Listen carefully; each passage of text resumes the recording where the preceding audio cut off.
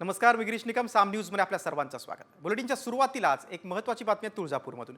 श्री तुळजाभवानी देवीचे चरण स्पर्श करण्यासाठी महिलांना परवानगी द्यावी की नाही या ठरावावरून पुजारींच्या 2 गटात वाद झाल्याची माहिती मिळते. चरण स्पर्शाच्या मुद्द्यावरून भोपे पुजारी आणि पाळीकर पुजारी हे दोन्ही मंडळ आमनेसामने आले. भोपी पुजारी मंडळाकडून पाळीकर पुजारी मंडळाच्या महिलांना देवीच्या चरण स्पर्शाच्या ठरावाला विरोध करण्यात आला. तुळजाभवानीच्या जे हक्कदार पुजारी आहेत यांच्या सौष्ठ महिलांना हळदी कुंकू वाहण्याचा अधिकार पूर्वापारपासून रूढी परंपरेनुसार आहे.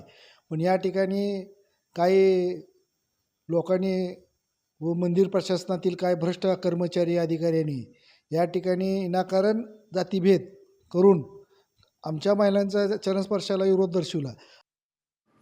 आता राष्ट्रवादी काँग्रेसची एक महत्त्वाची बातमी आहे. देवगिरी बंगल्यावर उपमुख्यमंत्री अजित पवारांच्या आमदारांची आता एक बैठक सुरू आहे. या बैठकीला प्रदेशाध्यक्ष सुनील तटकरे, विजय शिवतारे, अनिल पाटील, हसन मुश्रीफ, आदिती तटकरे, नरहरी झिरवाळ, अमोल मिटकरी, सनाम मलिक आणि पार्थ पवार हे सगळे नेते मंडळी उपस्थित आहेत. देवगिरीवर ही आमदारांची बैठक सुरू आहे.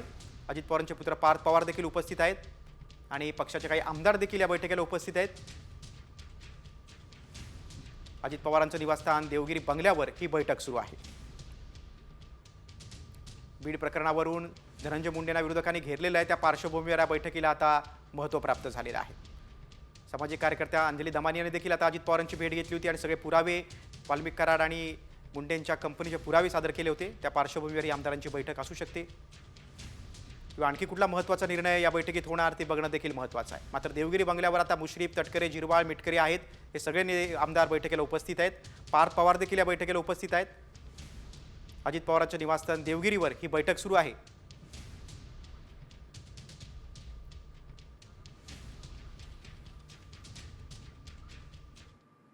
आणि आता आपण राज्यातल्या आणखी काय घडामोडींचा वेगवान आढावा घेऊया. पाहूयात मुंडेंच्या राजीनाम्यासंदर्भातल्या काही बातम्या. टॉप 5. राजीनाम्यावर काही उत्तर देणार नाही असं मंत्री धनंजय मुंडेंनी स्पष्ट केलंय. अंजली दमानी यांनी काल उपमुख्यमंत्री अजित पवारांची भेट घेतली होती. या भेटीवर अजित पवार आणि देवेंद्र फडणवीसच बोलतील असं देखील धनंजय मुंडे म्हणाले.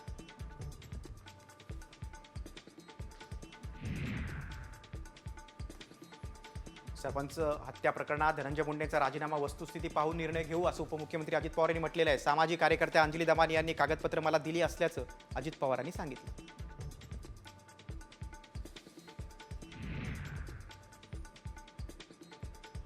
धनंजय मुंडेंच्या राजीनाम्याबाबत उपमुख्यमंत्री अजित पवार निर्णय घेतील. मी त्यांच्या राजीनाम्याची मागणी केली नाही अशी प्रतिक्रिया आमदार सुरेश धस यांनी दिली.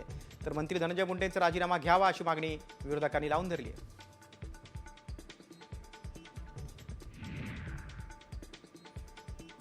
धनंजय मुंडेंच्या राजीनाम्यासाठी अंजली दमानी यांनी आक्रमक भूमिका घेतली आहे. जर धनंजय मुंडेंचा आज राजीनामा घेतला नाही तर मुख्यमंत्री, उपमुख्यमंत्री आणि डीजी अशा सर्वांना पार्टी बनवून त्यांच्या विरोधात न्यायालयात याचिका दाखल करणार असा इशारा दमानी यांनी दिलाय.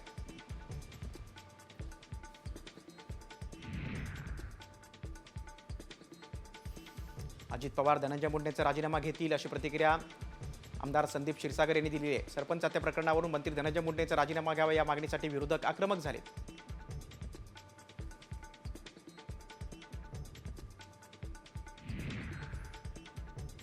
आता पाहूयात वाल्मिक कराडबाबतच्या काही बातम्या. टॉप 5. वाल्मिक कराड आणि महिला पोलीस अधिकाऱ्याची ऑडिओ क्लिप व्हायरल झाले. यामध्ये कराड आणि सायबर सेलच्या PSI निशिगंधा खुळे यांच्यातला संवाद समोर आलेला आहे. यात कराड हा मी बीड जिल्ह्याचा बाप, मी असल्यावर काय चिंता असं म्हणतोय. मात्र साम टीव्ही या ऑडिओ क्लिपची पुष्टी करत नाही.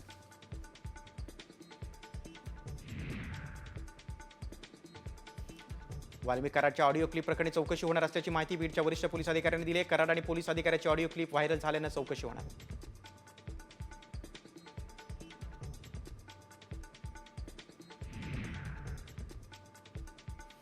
कराडची ती क्लिप डिलीट करू नका, हे प्रकरण अत्यंत भयंकर आहे, पुढचे 15 दिवस चालणार आहे असं मोठं विधान भाजपचे आमदार सुरेश धस यांनी केलं.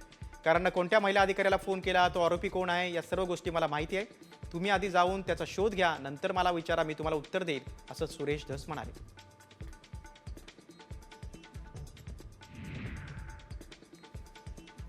अंजली दमानिया यांनी वाल्मिक कराडच्या व्हायरल ऑडिओ क्लिपवर प्रतिक्रिया दिली. वाल्मिक कराड पोलीस अधिकाऱ्यांशी थाटात बोलत असून आपल्या माणसांवर कारवाई करू नका असं अधिकाऱ्यांना सांगत असल्याचं दमानिया यांनी म्हटले.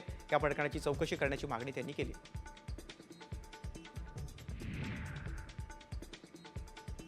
बीडमधील सौरभ भोंडवे मृत्यू प्रकरणात वाल्मिक कराडचं कनेक्शन असल्याचा आरोप अंजली दमानी यांनी केला होता. त्यावर आता सौरभ भोंडवेच्या वडिलांची देखील प्रतिक्रिया आलेली आहे. सौरभच्या मित्रांनीच त्याची हत्या करून मृतदेह तलावात फेकून दिला असा आरोप सौरभच्या वडिलांनी केलेला आहे.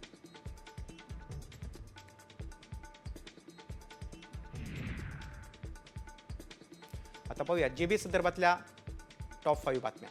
राज्यात जेबी सिंड्रोमनं पहिला बळी घेतल्यानंतर आता केंद्र सरकार देखील अलर्ट झाले. केंद्र सरकारनं 7 तज्ज्ञांच्या पथकाची नियुक्ती केली. हे पथक महाराष्ट्रात तैनात करण्यात आले. राज्यात जेबी सिंड्रोमच्या वाढत्या रुग्णसंख्येवर नियंत्रण मिळवणं आणि व्यवस्थापन करण्यासाठी हे पथक मदत करेल.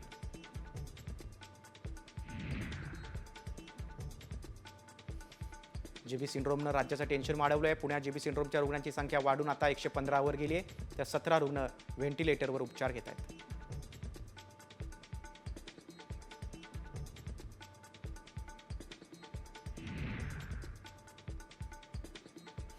सोलापुरात जीबी सिंड्रोमचे आणखी 2 संशयित रुग्ण आढळले आहेत. रुग्णांचं सॅम्पल महापालिकेच्या आरोग्य विभागानं तपासणीसाठी पाठवले. दरम्यान याआधी सोलापुरात जीबी सिंड्रोमनं एका सीए तरुणाचा मृत्यू झाला. त्यानंतर प्रशासन देखील अलर्ट मोडवर आहे.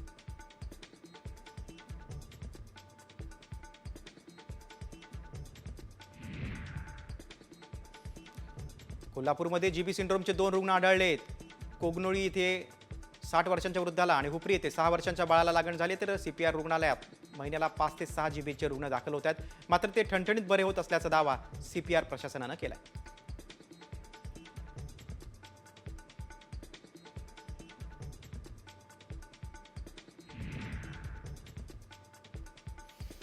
पुण्यात थैमान घालणाऱ्या जीबी सिंड्रोमचा आता विदर्भात देखील शिरकाव झाला आहे. नागपूरमध्ये जीबीएचचे 6 रुग्ण आढळलेत. नागपूरच्या मेडिकल कॉलेजमध्ये 4 तर इंदिरा गांधी मेडिकल कॉलेजमध्ये 2 रुग्ण आहेत. यामध्ये काही रुग्णांची प्रकृती चिंताजनक आहे.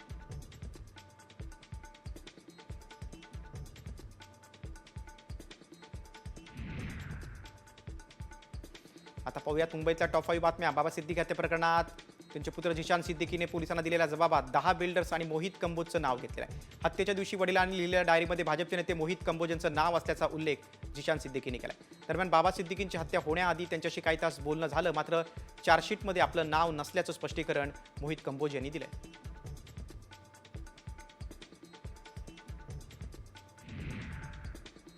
टुरिस्ट कंपनी घोटाळा प्रकरणी आर्थिक गुन्हे शाखेने मोठी कारवाई केली. युक्रेनियन अभिनेता आर्मेन अटाईनला अटक केली.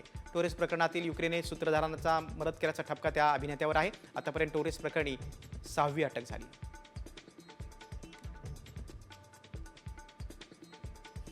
अभिनेता सैफ अली खानवरील हल्ल्याप्रकरणी अटक करण्यात आलेल्या शरीफुलच्या अटकेसंदर्भात मुंबई पोलिसांनी स्पष्टीकरण दिले. आम्ही पकडलेल्या आरोपीनंच सैफवर हल्ला केल्याचा दावा मुंबई पोलिसांनी केला. आरोपी विरोधात आमच्याकडे भक्कम पुरावे आहेत. तपास योग्य दिशेने सुरू असल्याचं मुंबई पोलिसांनी स्पष्ट केले.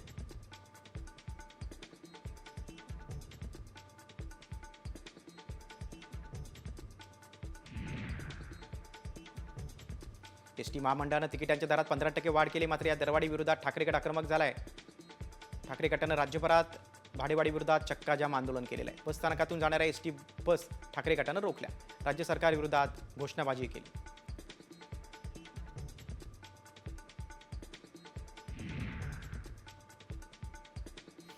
मुंबईतील सिद्धिविनायक मंदिरात भाविकांसाठी ड्रेस कोड लागू करण्यात आला आहे. भारतीय परंपरेला साजेसेच असे कपडे घालावे असा निर्णय सिद्धिविनायक मंदिर न्यासानं घेतलाय. त्यामुळे आता सिद्धिविनायक मंदिरात दर्शनासाठी जाण्यासाठी पारंपरिक वेश परिधान करूनच जावं लागणार आहे.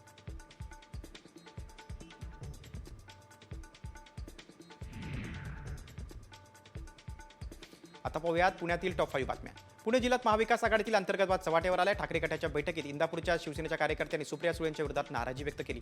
तर लोकसभेच्या निवडणुकीत आम्ही सुप्रिया ताईंसाठी काम केलं, मात्र ताई आम्हाला मान देत नाहीत अशी नाराजी सुषमा अंधारे यांनी व्यक्त केली.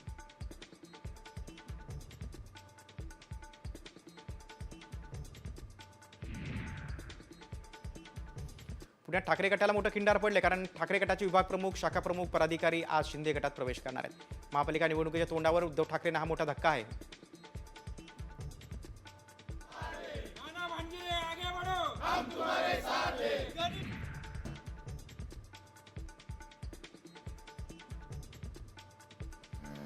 पुणे मुंबई महामार्गावर खंडाळा बोरघाटात एका बाईक रायडरचा अपघात झाला. या अपघातात बाईकचा चक्काचूर झालाय आणि चालक देखील जखमी झाला. हा भयंकर अपघात मोबाईलमध्ये कैद झालाय. दरम्यान महामार्गावर स्टंट करणं टाळण्याचं आवाहन आता लोणावळा महामार्ग पोलीस अधिकाऱ्यांनी केलं.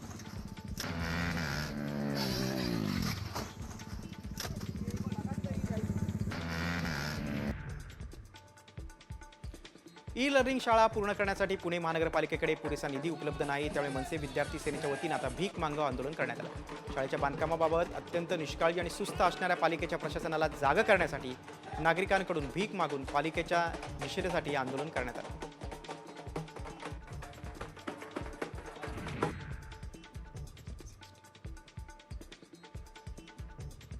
गाडी नीट चालवा असं म्हटल्यानं दोघांनी व्यावसायिकावर अगदी भर दिवसा रस्त्यात वार केले। पुण्यातल्या कसबा गणपती मंदिरजवळ ही घटना घडली। या प्रकरणी आता फरासखाना पोलीस ठाण्यात दोघांविरुद्ध गुन्हा दाखल झालाय।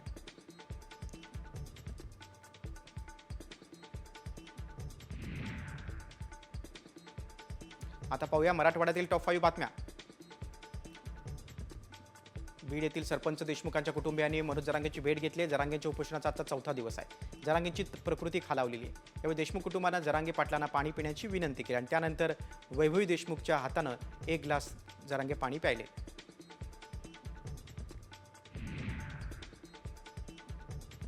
तुळजाभवानी मंदिरात महिलांना तुळजाभवानीचे चरणस्पर्श करण्यासाठी 2 पुजारी मंडळांमध्ये वाद सुरू होता। 2 पुजारी मंडळांपैकी एका पुजारी मंडळाच्या महिलांना देवीचे चरण स्पर्श करण्यासाठी परवानगी देण्यात आली।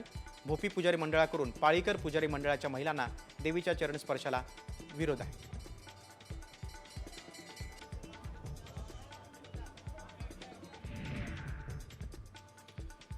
बीडच्या चकलांबा येथे एका तरुणाला मारहाण झालेली आहे। जमावाकडून मारहाण झाल्यानं तरुण जखमी झालेला आहे, त्यामुळे गावात तणावाचं वातावरण निर्माण झालंय।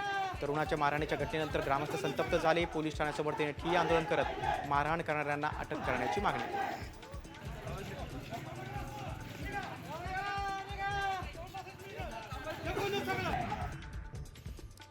संभाजीनगरमध्ये खंडाळ्यामध्ये स्कूल बसला अचानक आग लागली। सुदैवानं विद्यार्थी बसमध्ये नसल्यानं मोठा अनर्थ टळला। शॉर्ट सर्किटमुळे आग लागल्याचा प्राथमिक अंदाज आहे। उपस्थितांनी पाणी मारत आग विझवण्यात आली।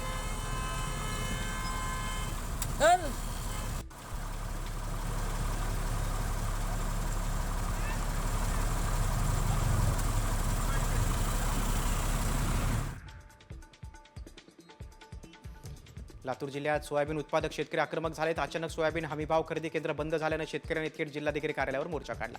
सोयाबीन भरलेले ट्रॅक्टर घेऊन शेतकरी जिल्हाधिकारी कार्यालयावर धडकले।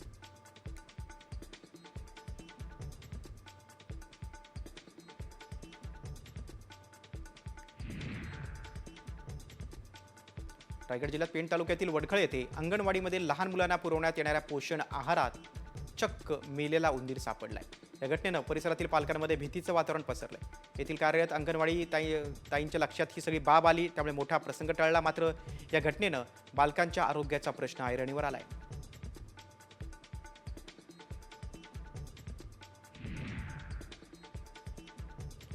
डोंबिवलीत मराठी विरुद्ध अमराठी वाद समोर आलाय। सत्यनारायण पूजा आणि हळदी कुंकू कार्यक्रमाबाबत व्हॉट्सअप ग्रुपवर अमराठी सदस्यांनी अपशब्द वापरल्याचा आरोप करण्यात आला। या प्रकरणी आता मानपाडा पोलीस ठाण्यात तक्रार देखील नोंदवण्यात आली।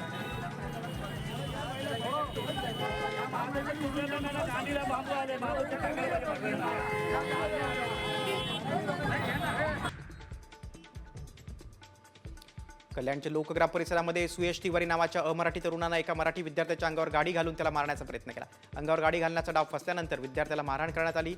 त्याचा अपहरण करण्याचा देखील प्रयत्न केला। मुलाला मारहाण करणाऱ्यांवर कठोर कारवाई करावी अशी मागणी पालकवर्गाने केली।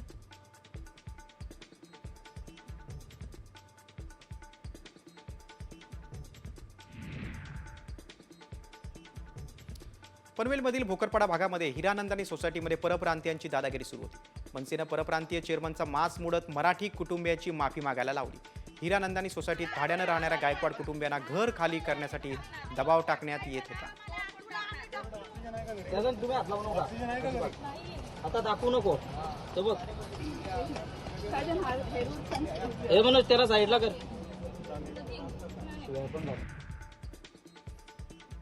पालघरमध्ये जमिनीच्या वारातून 2 गटात तुंबळ हाणामारी झाली। नागझरी गावात झालेल्या राड्यामध्ये महिलांना देखील मारहाण करण्यात आली। लोखंडी रॉडनं केलेल्या मारहाणीत 3 महिला जखमी झाल्या। त्यांच्यावर रुग्णालयात उपचार सुरू आहेत। या प्रकरणी मनोर पोलीस स्टेशनमध्ये तक्रार दाखल झाली।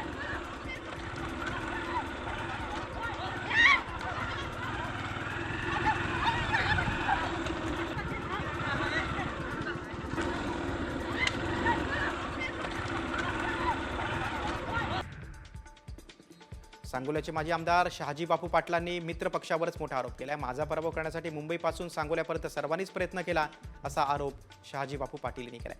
माझा पराभव झाल्यानं अनेकांना असुरी आनंद झाल्याचं त्यांनी म्हटलं.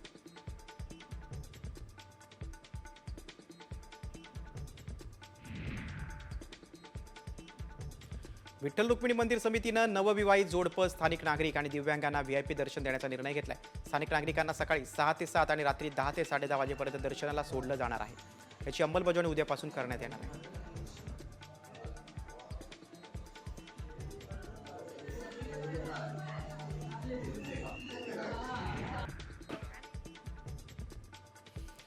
पोलीस भरतीची तयारी करणाऱ्यांसाठी आनंदाची बातमी आहे. राज्यात फेब्रुवारीनंतर पोलिसांची 10,000 पदं भरली जाणार आहेत. राज्याची वाढती लोकसंख्या आणि गुन्ह्यांचं वाढलेलं प्रमाण पाहता कर्मचाऱ्यांवर गुन्ह्यांच्या तपासाचं ओझं वाढलंय. त्यामुळे पोलीस भरतीचं नियोजन करण्यात आलंय.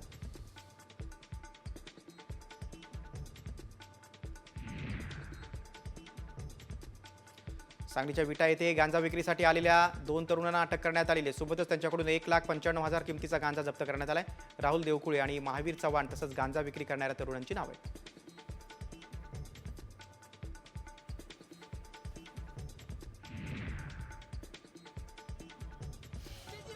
कोल्हापुरातील सेंट्रल बस स्टँड परिसरात शिवसेनेनं चक्काजाम आंदोलन केलेलं आहे. एसटीची भाडेवाढ त्वरित रद्द करावी आणि एसटीला ऊर्जित अवस्था मिळावी यासाठी आंदोलन करण्यात आलं.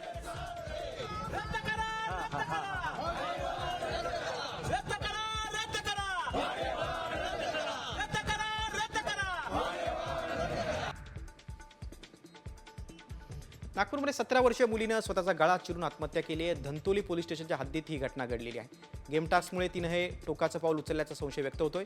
ती सतत ऑनलाईन गेम खेळत होती. तसंच डेथ या शब्दाला गुगलवर सर्च करत असल्याची देखील माहिती समोर आली.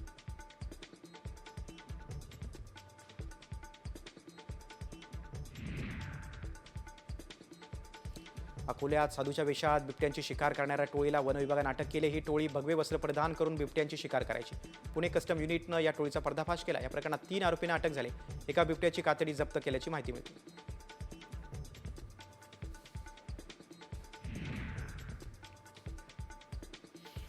नागपूर बिलासपूर बिकानेर एक्सप्रेसमध्ये प्रवाशांकडून तिकीट तपासणीच्या नावावर पैसे उकळल्याच्या तोत्या टीसीला अटक झालेली आहे. नागपूर रेल्वे पोलिसांनी अटक केलेली आहे. संयोग कुमार साहू असं त्याचं नाव आहे. काही प्रवाशांना त्याच्या संशयास्पद वागणुकीमुळे शंका आली आणि तक्रार करण्यात आली. त्यानंतर या तोत्या टीसीचा पर्दाफाश झाला.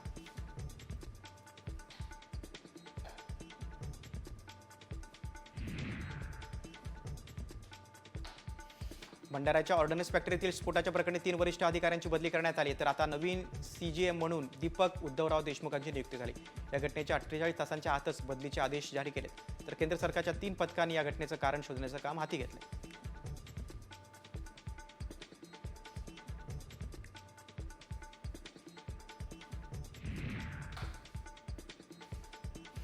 अमरावतीच्या रहाटगाव वस्तीमध्ये स्मशानभूमीच्या जागेसाठी शेकडो ग्रामस्थांनी स्मशानभूमीतच अर्धनग्न आंदोलन केलं. स्मशानभूमीच्या जागेवर अतिक्रमण केल्याचा ग्रामस्थांचा आरोप आहे. वारंवार प्रशासनाकडे तक्रार आणि पाठपुरावा करून देखील तोडगा न निघाल्यानं ग्रामस्थांनी अर्धनग्न आंदोलन केलं.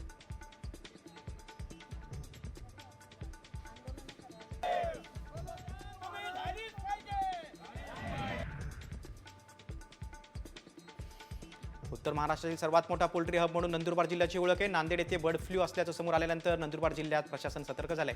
जिल्ह्यात पशुसंवर्धन विभागाच्या अधिकाऱ्यांनी भेट देऊन तपासणी केली आहे.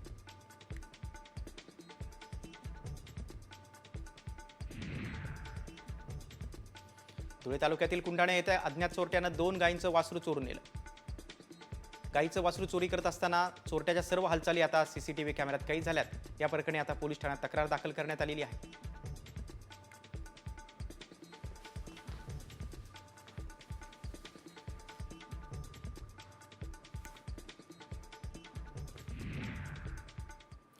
टॉप 5 नंतर आता व्हायरल सत्य रिपोर्टकडे वळूया. तुम्ही स्मार्टवॉच वापरता का? तुम्ही स्मार्टवॉच वापरत असाल तर ही बातमी तुमच्यासाठी अत्यंत महत्त्वाची आहे. कारण स्मार्टवॉचमुळे कॅन्सरचा धोका असल्याचा दावा करण्यात आला.